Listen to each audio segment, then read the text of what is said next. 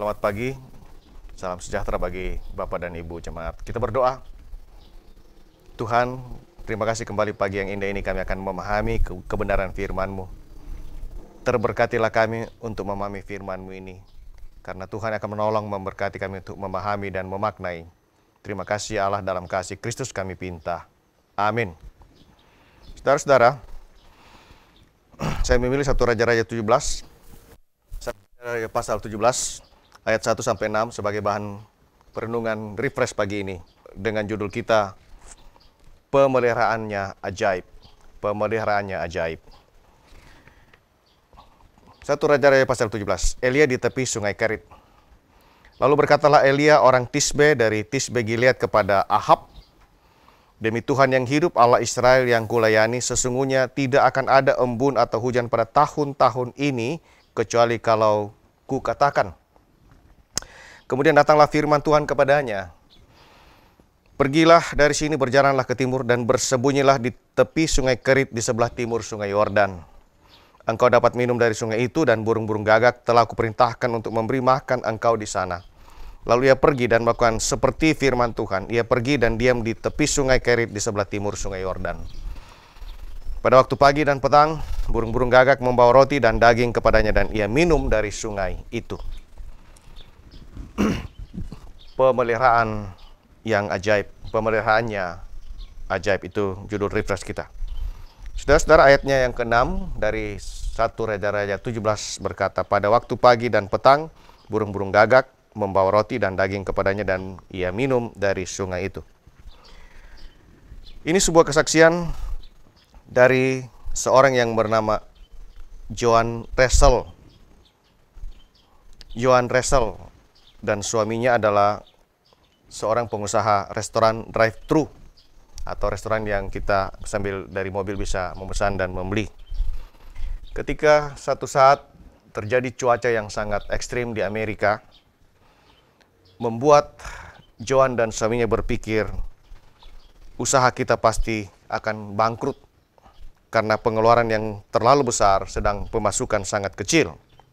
Bahkan mereka mulai berpikir bagaimana akan membayar karyawan yang sudah hampir tidak sanggup mereka lakukan. Dan akhirnya Joan Ressel dan suaminya mulai berdiskusi. Dan akhirnya mereka mengatakan, kita harus berhenti dulu melakukan bisnis ini. Tetapi saudara-saudara, saat hari-hari terakhir bisnisnya kian dekat, tiba-tiba ia didatangi seorang pelanggan. Lalu pelanggan itu memberi cek kepadanya yang sangat besar nilainya buat Joan Ressel, sebanyak 10.000 US dollar.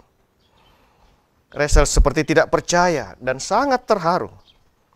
Tapi sekaligus ia bersyukur kepada Tuhan karena jumlah itu lebih dari cukup untuk tetap melanjutkan bisnis makanan restoran drive-thru-nya. Saudara-saudara, dari peristiwa yang dialami oleh Joan Ressel dan istrinya, saya bertanya kepada kita sekalian, apakah kita masih percaya tentang pemeliharaan Tuhan yang kadang begitu ajaib? Apakah kita masih percaya yang namanya mujizat dalam hidup ini? Bila saudara mempercayai pemeliharaan Tuhan, kita pun harus percaya bahwa dalam hidup ini benar-benar kadang ada mujizat-mujizat yang luar biasa. Pasalnya, pemeliharaan Tuhan kepada umatnya dapat terjadi dengan berbagai cara. Dan salah satu pemeliharaan Tuhan yang terjadi bagi umat ialah dengan terjadinya mujizat dalam kehidupan kita, baik pribadi maupun dalam keluarga atau dalam jemaat. Dengan kata lain, Tuhan itu bisa memelihara kehidupan umatnya dengan cara-cara yang masuk akal dan juga dengan cara-cara yang kadang tidak masuk akal. Tapi itulah yang pasti terjadi. Itulah yang dilakukan Tuhan di sepanjang sejarah kepada orang-orang yang dikasihinya. Itulah yang Tuhan lakukan kepada umat yang ia nyatakan, ia kasihi, ia sungguh pelihara. Saudara, bukankah janji Tuhan? Ia berkata, pemeliharaanku tidak akan berkesudahan. Pemeliharaanku tidak akan berkesudahan. Yesaya 46, dalam Yesaya 46 ayat 4 dikatakan begini, sampai masa tuamu aku tetap dia, dan sampai masa putih rambutmu Aku menggendong kamu. Aku telah melakukannya dan mau menanggung kamu terus. Aku mau memikul kamu dan menyelamatkan kamu. Bukankah itu sebuah janji Tuhan yang luar biasa? Sampai masa tuamu, sampai masa putih rambutmu, Tuhan menggendong, Tuhan menanggung, Tuhan memikul dan menyelamatkan kita. Saudara-saudara, itulah hal yang senantiasa harus kita syukuri sebagai umatnya dalam menjalani hidup ini. Jangan pernah ada kekhawatiran, tapi mari kita senantiasa meyakini bahwa benar hidup kita ada dalam pemeliharaan Tuhan, kan itu janjinya. Ketika Elia dipelihara Tuhan selama ada di sungai Kerit, demikian pula akan dilakukan Tuhan atas kehidupan umatnya yang senantiasa berserah secara total dalam penyertaan Tuhan. Karena Tuhan pasti menolong kita agar kita tidak berkekurangan. Tuhan pasti menolong kita dalam hidup ini agar kita tidak dipermalukan sebagai umatnya, sebagai anak-anaknya. Karena Tuhan akan senantiasa memelihara perjalanan kehidupan setiap umatnya, setiap anak-anaknya yang berserah kepada kasih-Nya. Amin firman Tuhan.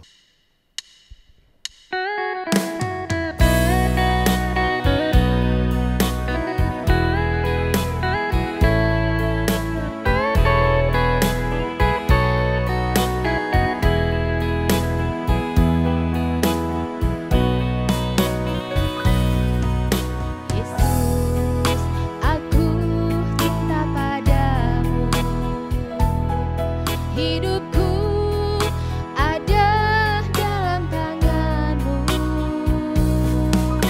Ku selalu berdoa, ku selalu meminta Engkau menjawab doaku.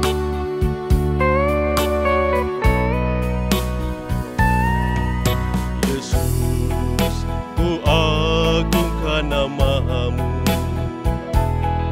Ku puji, ku sembah Kau selalu. Dalam kesusahan, dalam kelimpahan, Yesus segalanya bagiku. Badai dan gelombang menerpa kapalku, Yesus, Engkau jurumudiku. Ku takkan tenggelam, ku tak akan goyah. Yesus menopang hidupku.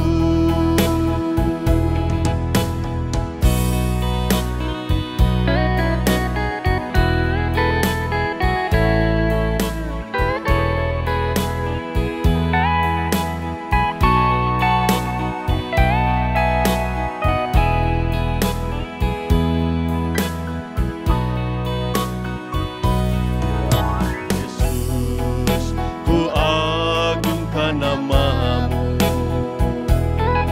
ku puji, ku sembah Kau selalu. Dalam kesusahan, dalam kelimpahan, Yesus segalanya bagiku. Badai dan gelombang menerpa kapalku, Yesus, Engkau jurumudiku. Ku takkan tenggelam, ku tak akan goyah. Yesus menopang hidupku. Badai dan gelombang menerpa kapalku, Yesus, Engkau jurumudiku. Ku takkan tenggelam, ku tak akan goyah. Yesus menopang hidupku.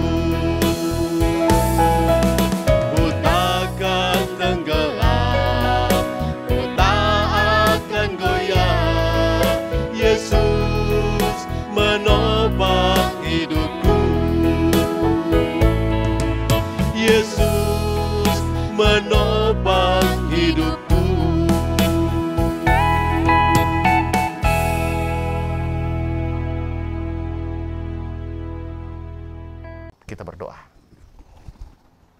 Terima kasih Bapa untuk kebenaran firman-Mu. Kalau Tuhan memelihara Nabi Elia sepanjang ia berada di sungai Kerit, kami percaya Tuhan sungguh ajaib pemeliharaan Tuhan bagi kami.